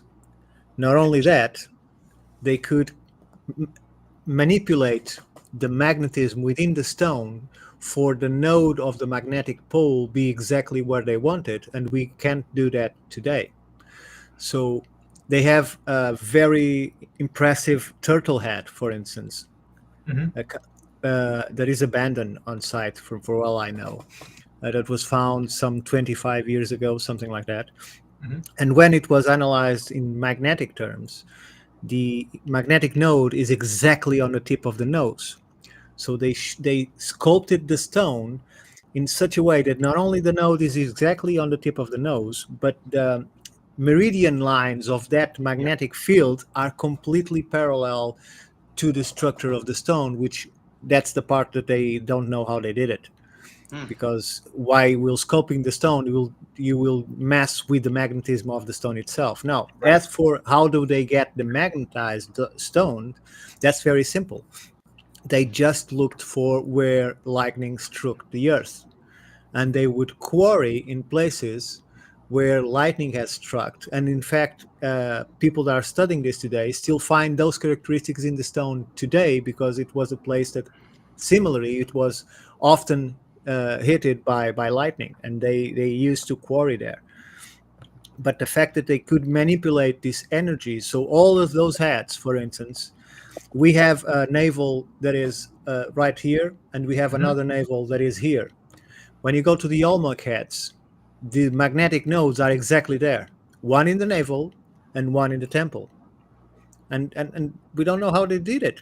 How did they manage to manipulate the magnetic force of the stone and create the nodes exactly where they wanted to be? We don't know how they did it. So I think they did it with copper wire, but yes, possibly. Well, for locating the ore, you mentioned lightning strikes, right? So if people can observe where it's striking, then you go harvest that area. But to be able to carve a three-dimensional object with that level of precision, and not simply say, "Oh, it's magnetic," if I put it next to something else magnetic, it'll attach. That the magnetism will be pointed, the vector would be pointed in the exact direction of the three-dimensional carving. That's tremendous. Yeah, it's not just magnetic. It's the magnetism is worked as long as the stone. So the magnetic nodes, the positive and the negative, are exactly where they want it to be, and not where the stone has them. And that's the magical part of this. Thanks, Myron. It's always great to have you. Yep. And thanks, Ricardo. I just wanted to quickly plug Mr. Habitat for Rockhound, Jim Fry's YouTube channel. He's a new friend of the show, and he's got a lot of good stuff going on. I just subscribed to him. Go ahead and subscribe to Mr. Jim Fry's Habitat for Rockhounds. I've got a lot of work going on in Michigan there, different stuff, so check it out. Yeah, so my favorite thing to think about is that we don't know shit about the past, and the reason why it's my favorite thing to think about is that if because I don't remember what I had for breakfast last week. It's hard. I don't even trust history from 100 years ago for the most part, and so it really makes it's fun because the possibilities are literally endless. And the more and more we look, and the more people outside of the academic arena are looking without the constraints and the confines of dogma, the more we find out that I showed Graham Hancock wearing the t-shirt, stuff just keeps getting older, right? And we keep making these connections. My favorite thing is like guys like Rick and Chris are out there doing work like this. And eventually comes to the attention of the archaeological community. Once they start pushing back, that's when you know. And I told this to R.N. Voigt the other day because he keeps pissing people off with his work. And I told him, and I'm going to tell Rick the same thing. Once you start getting that pushback, that's when you know you're shaking the right tree, Rick. So keep shaking that damn tree and see what falls out. You know what I'm saying? Yep. Is Rick with us? I think we lost him. Either way, if Rick is listening, man, shake that tree. Anyone who's listening right now, ask questions. Don't appeal to authority. Authority has its place, okay? Experts have their place. But once we appeal to authority and once we just assume that the quote experts have everything right and there's no more questions to ask, then we're just stuck in dogma and we never learn anything. And that's not even fun, right? Like, what's fun about, oh, we already know everything? You know what I mean? Like, that's not fun. When it comes to the remote past, we don't know everything, which is what we tried to explain earlier. We're talking about inferential measurements, indirect measurements about the remote past. We don't know what happened. Written history is great, but it doesn't go very far back. The Earth has been around for a long time, and we've been on it for a long time too. So, yeah. I don't know if, Rick, you heard my little soliloquy there, but keep shaking that tree, because the more pushback you get, that means you know you're on the right track, my man. Because I'm sorry, I dropped out for just a minute. no worries, no worries. I was just ranting about how, like, you know, it's fun to think about the ancient past and how we humans actually don't know shit, because then the possibilities open up, right? And then people like you and Chris are really, and I'm just anyone else who's asking questions against the mainstream narrative. Keep asking them, man. Keep asking those questions, because the more pushback you get, the more shit's gonna fall out the tree, you know? Yep, more fruit hits the ground.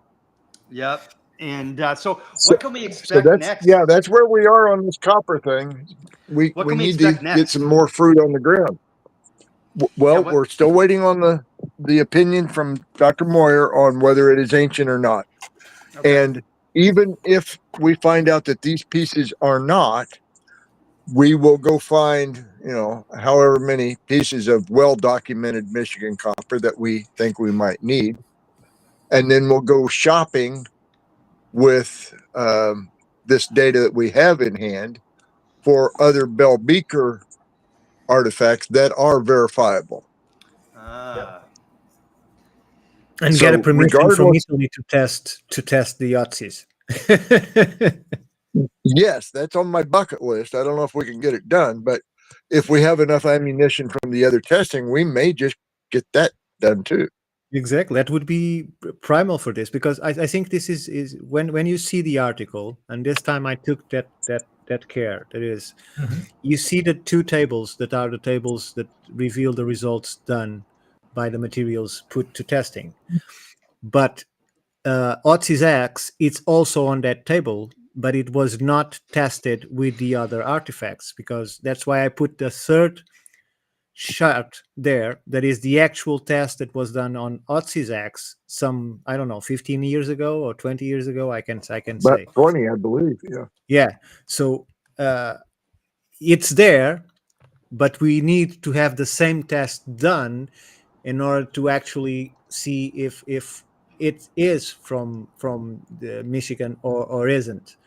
But from those results, because the difference in sensibility of the machine is so different, and it looked at only for 7 isotopes, right, Rick? So compared to the other 70, so it's a completely different test.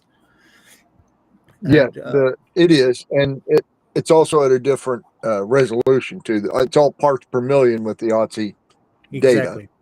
And as you mentioned, it doesn't have very many of the elements that we tested.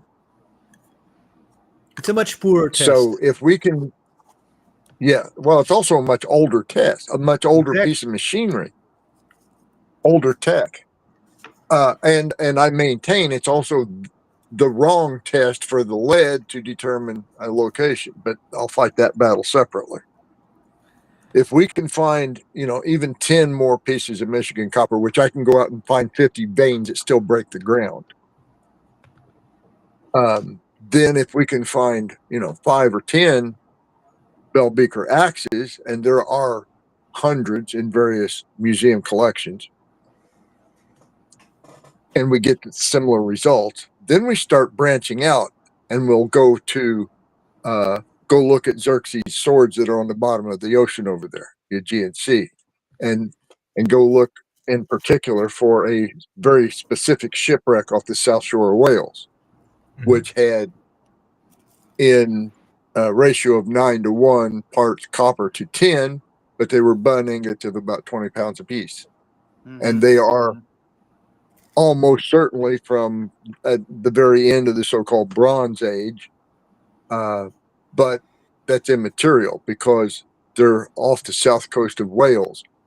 Nobody took copper to Wales to get tin to bring back to the continent.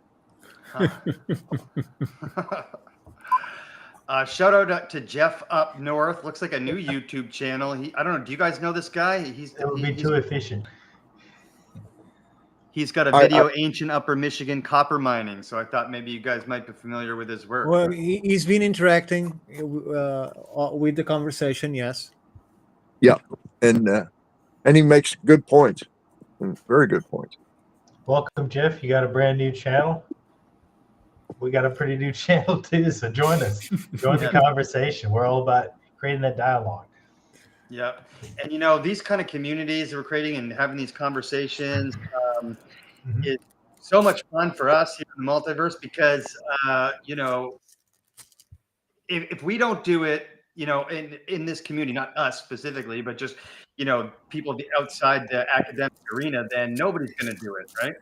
And in this day and age, you know, you could buy an Egyptian vase online, and then if you have your own money, you can have it scanned, you know, you can do stuff like that. And so that's what sounds like it's like your guys' next step, Rick, is like once you find out the age, you're going to find some more online. Where does one find like artifacts like that? Like, are you talking eBay and stuff like that, or?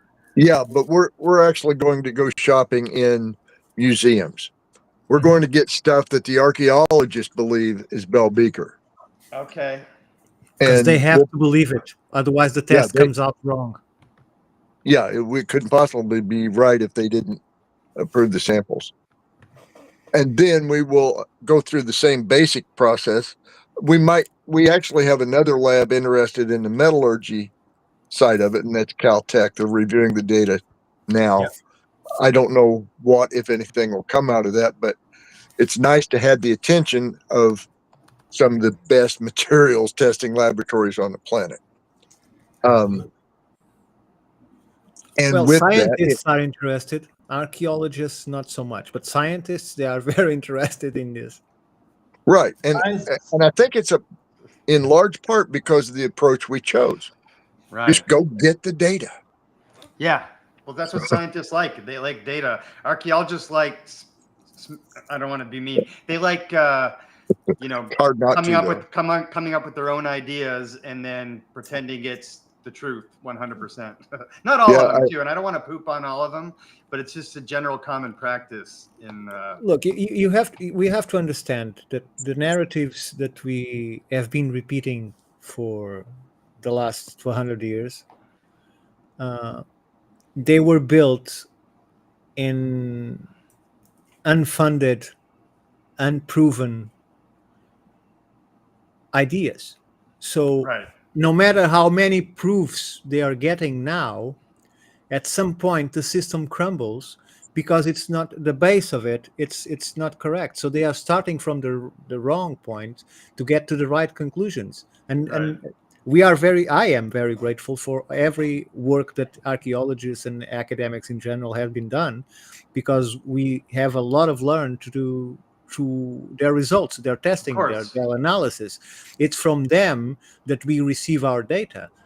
The problem is when us start to put our hands and starting doing our own ideas, our own testing, our own hypothesis, that's when they start to get offended, because they, as you can see from the conversation that Rick was describing, they don't accredit anyone but those that they assume to be the correct persons to do that job. And nothing else matters. It's a Metallica case, because they don't care. As long as it's not on that book or it's not told by that person. There's people talking about the collections that have thousands of items, but because one was deemed false, they rejected the other 9,999 artifacts. And there are so many cases. No matter how far. So today I I was in a conversation with a guy about northern Michigan and the archaeological findings versus truth. And I said basically that this is the higher archaeological dilemma. The hierarchy of archaeology is the dilemma. Right. And it has been for a long time. I have a favorite list of people who have done amazingly advanced, groundbreaking work in the field and been thrown out of the field because of it. Mm-hmm. And that list is way too long to be acceptable. Right.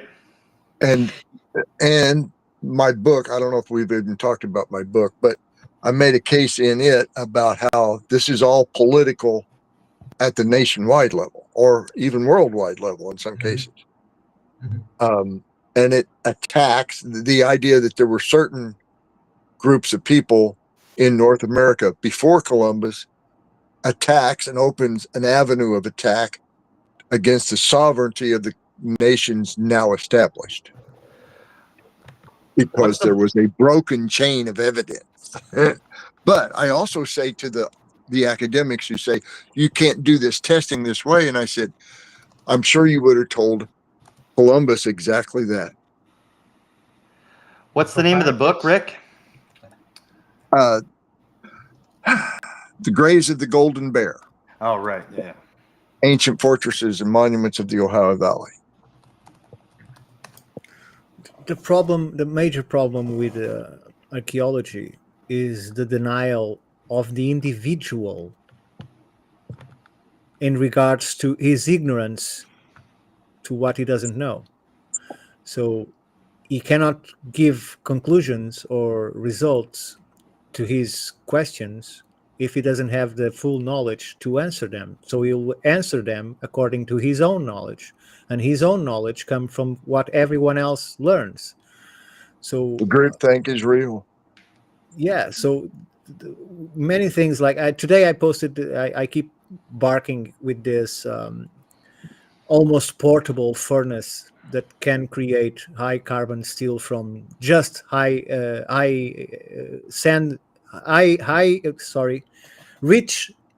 content rich sand. So, and I'm not telling it correctly, but it doesn't matter. As long as you have some iron in the sand, you can create one of these furnaces and produce high carbon steel. That is something that we developed in the last decades, and or perfected it. So these leave no traces. There are no traces that the furnace was used to create this metal. The archaeologists wouldn't find anything but a bit of charred ground, because they built this almost out of mud bricks, and in order to extract the mineral, they have to destroy the furnace to take the mineral from inside. This is still being done in Japan. So there's no way the record would say, oh, they were making steel or iron in the Bronze Age or in the Neolithic. We don't know, because these metals would erode, would be consumed. So the difference between knowability and not knowability is one of the main themes we talk about on the show. And it's also the same difference between science and academics. So in the modern world, the academic institution kind of houses scientific endeavors. Like I said on the other episode, this is where all the telescopes and microscopes are at. They're in the halls. But it's actually a different thing, because there's a lot of historians and other scholars that are not necessarily engaged in science at all that are a part of academics. Well, and not all the scientists and academics are necessarily concerned with the narrative of history. So there's a lot of interplay between that. I just wanted to highlight this. Yeah. Let's just highlight it by the workplace. The academics work in the library, the scientists work in the laboratory. Yes. Big difference. Huge difference. I don't know if you're an Indiana Jones fan or not. Oh, yeah. But in 4, there's a scene where Indiana Jones and Mutt are on a motorcycle going through the library, Yep. And one of the students actually asks Jones a question. And he says, if you want to be a good archaeologist, you got to get out of the library, as he's sailing out the door of the library. I got a comment on Indiana Jones 4. I feel like it gets better over time. When it came out too early, when people first saw it, they were like, what the heck is this? Now when you watch it now, you can make a lot more connections. It gets a bad rap, part 4. Well, he also, in that scene, he also named a book written by an archaeologist who did all his work in the field. And he cited that author for being a diffusionist. So I used that soundbite probably without license for a very long time.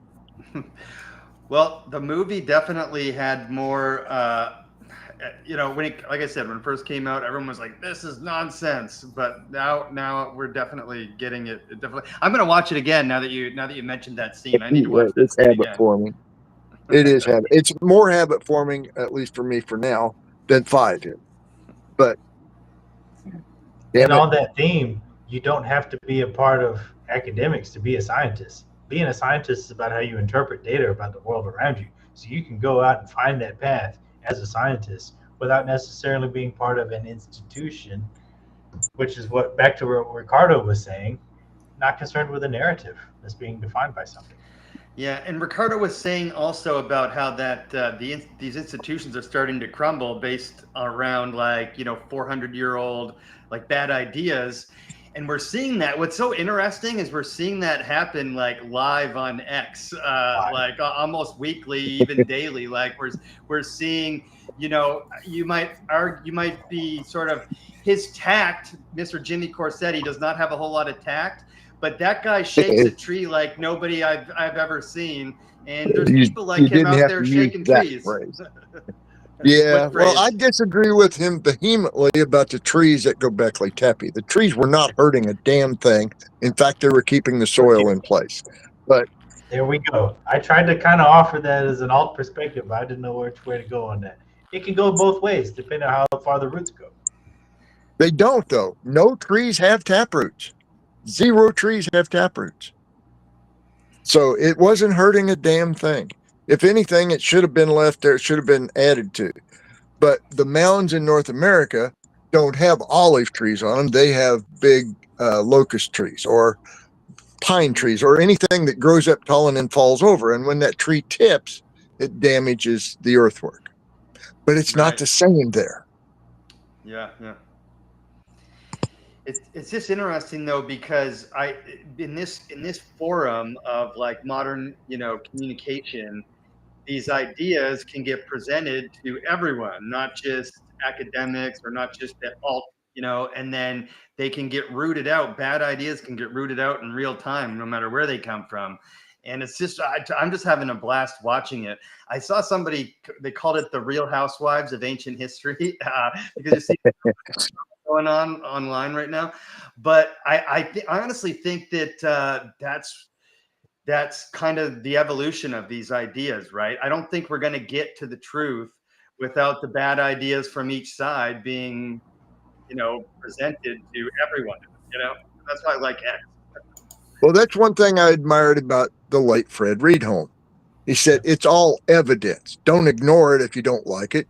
Just consider that it's all evidence. Use it the way you want to use it, but it is all valid evidence. The other thing he said was, throw it all on the table. Yeah, sort why it not? out. Yeah, why not? Dump it on the table and see what's there, right? I don't get the Clear problem. the table first, and then put everything that you've got onto the table. This applies completely, and that's why I used it in the article. This applies completely to the copper. There is, once we eliminate the impossible, whatever remains, no matter how improbable, must be the truth. Yeah. So, and science doesn't use this. Science refuses to do this. And the funny thing is, we are seeing, especially in astronomy and astrophysics, we are seeing them having to bite the back of their hand almost every month now, because Every of the things, because of the things that are coming out. Today, I just saw a new paper that they are trying to put down, although it's made by academics with the same credentials, all the same capabilities than the others that have been defending a stupid idea called dark matter, something that doesn't exist, will never exist, because they spent trillions almost on it and didn't find it. And so they are only looking for it for 25 or 30 years. That's true. That's how they know it's there, Ricardo, because they can't find it. They can't find it. Okay. Yeah. So Now they can't find it because it's dark. Yes. Yeah. Yes.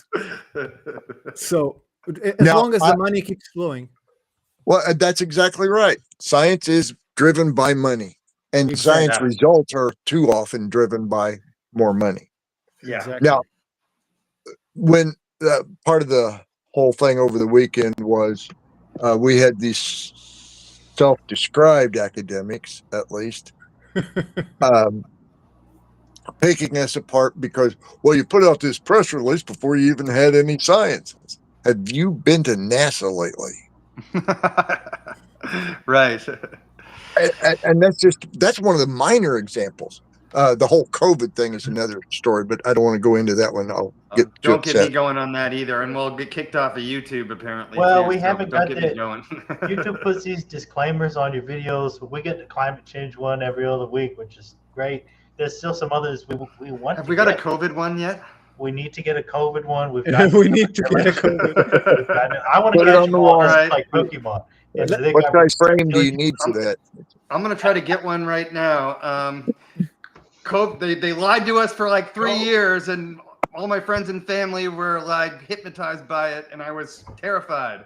All right, let's see if that gives us. Let's see if that. Let's see if that gives us a fucking COVID one. Let me give one that Let me give you one that I've been using. We'll get them all this week. Because I think it's very well illustrative of how advanced we are. Okay? So this come up to me, and I already said it 2 or 3 times, but I find it so funny that I'm going to repeat it. We are so advanced that we pick a big cylinder. We fill it with highly explosive liquid. Then we seat 2 persons on a chair on top of it. We light a mesh behind on the bottom, and we send them to space. So this is exactly what we are doing. The engine, most people think what the engine is there to do. The engine is there to control the explosion by the microsecond, by the nanosecond. Now, they are controlling the explosion of that liquid. That's all the engine is there to do. But it's still an explosion. So we are still doing the same that the Chinese were doing 1000 BC. We are still using something that explodes to transport us into the air. Yep. Okay. Well, at least some of us are doing it on our own nickel instead of the government buying it from the cheapest supplier. True. The taxpayers, hard at work. Yeah. But the fact is, back to the whole ineffectual nature of the way academics claim they conduct science. All right, just as a side note, I had 3 different retired archaeologists. One of them is actually quoted in my book. Tell me that archaeology is not a hard science, no matter how much they try to defend it.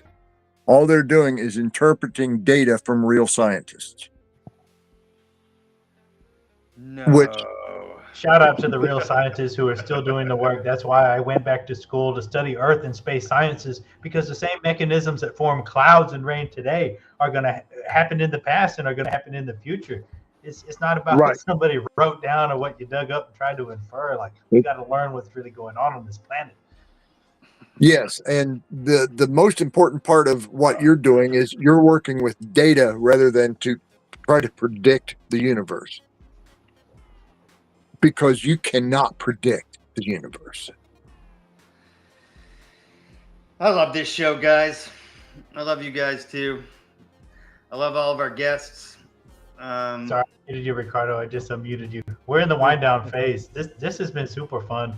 We made it 2 hours. Institute of Natural Philosophy. Tremendous.